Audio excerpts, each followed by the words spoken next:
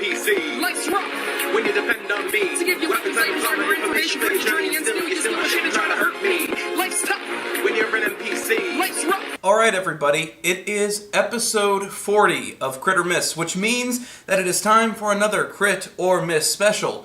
And for this one, I decided that I wanted to do a little tips video for potentially new or burgeoning storytellers, DMs, GMs, and so forth. And so today's topic is going to be how to handle gods and godlike entities. I touched upon this briefly in my extensively long D&D 3.5 review, and the idea of statting godlike creatures.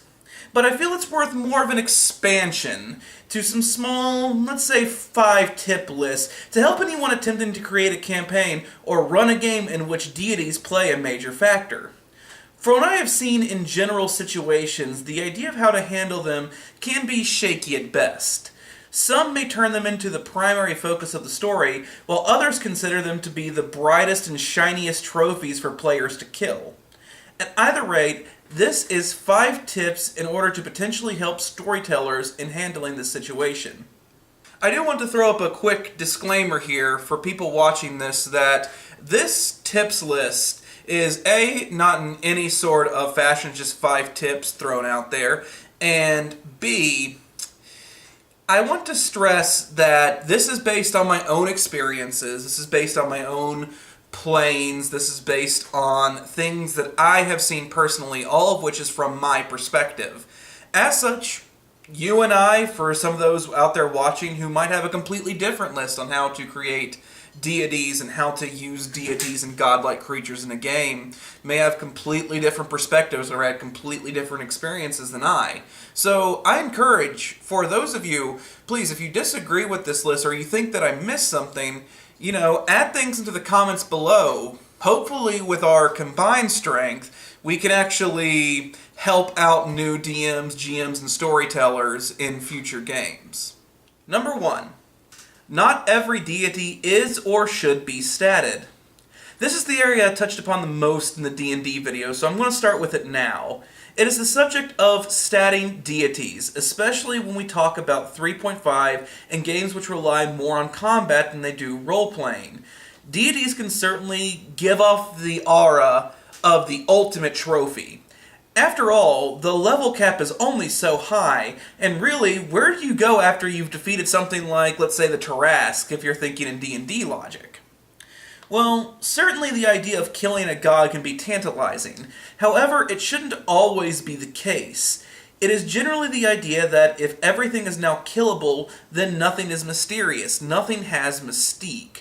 Gods are no longer gods as any sort of philosophical kind of idea or definition. They are now nothing more than a wolf in the forest or a gelatinous cube. They're creatures just like anything else, and really all they are is a stronger, slightly more alien race of humanoids. Granted, they are exceedingly powerful, but if everything is killable, then the mystique and the allure of what it means to actually be a god is completely lost. Gods should be a humbling experience and a truly awe-inspiring one. It is to give perspective to players and PCs that no matter how large they get, there will always be something bigger, and that is okay. You don't have to carve a path through every big bad you come across, but to gain legendary status through the stories and legends you create.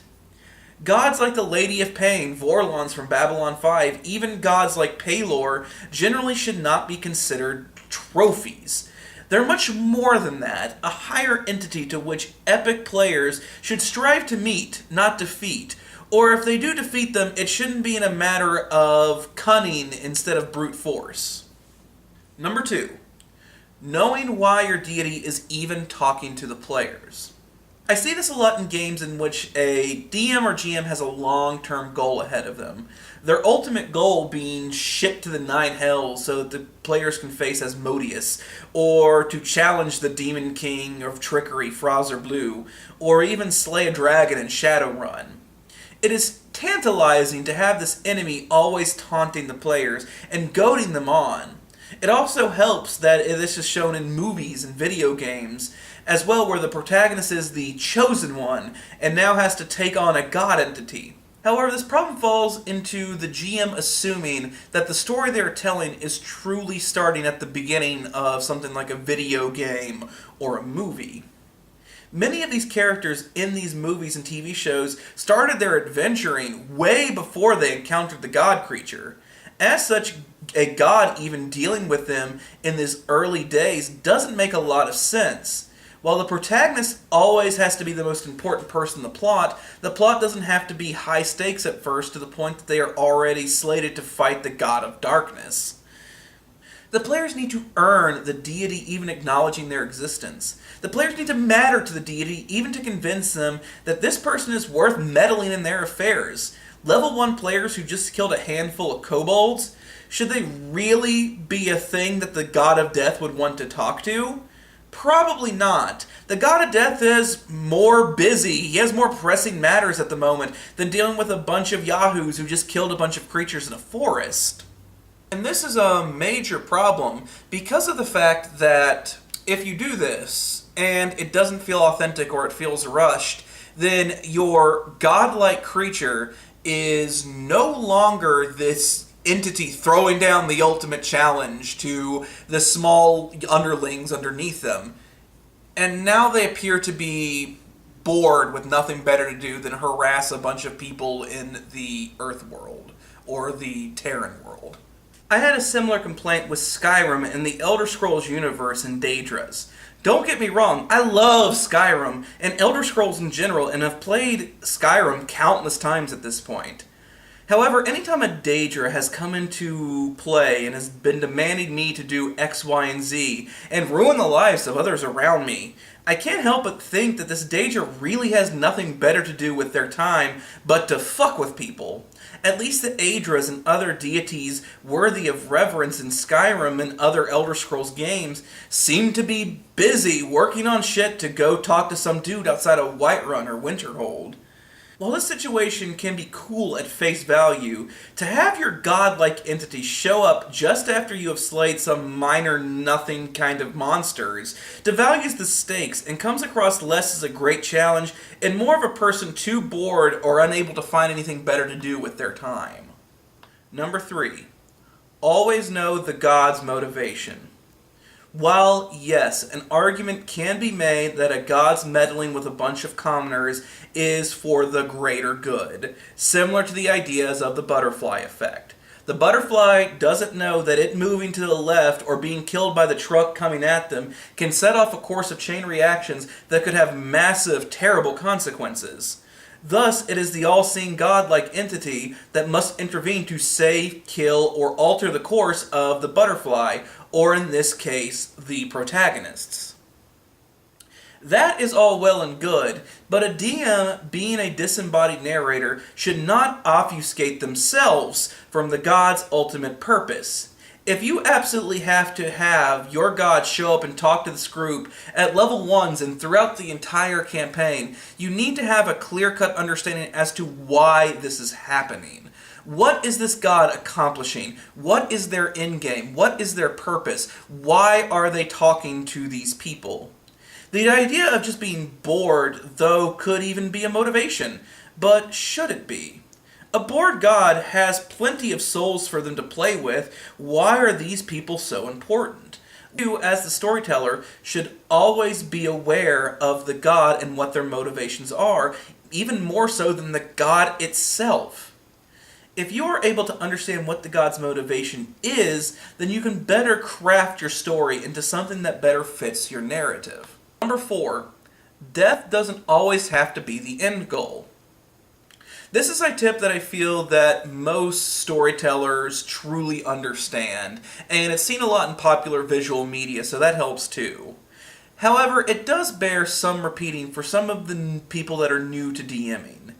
The end goal does not have to be that the god dies as much as it does that the god is defeated or their plans have not been realized. Call of Cthulhu certainly does this the best. Well, except for the D20 version. The player's main goal isn't to kill Cthulhu or the other pantheon of gods out there, which is a nigh impossible task. Their main goal, as much as it is to stop Cthulhu and these other gods from coming to this world and ruining it. Cthulhu is still the antagonist, but doesn't have to die or even be present for the end to happen and the day to be saved. If you're looking for a more benign version of this, you can actually go watch Disney's Hercules with James Woods playing Hades. Throughout the entire movie, Hades is the main antagonist, but he ultimately does not need to be killed for the resolution to occur.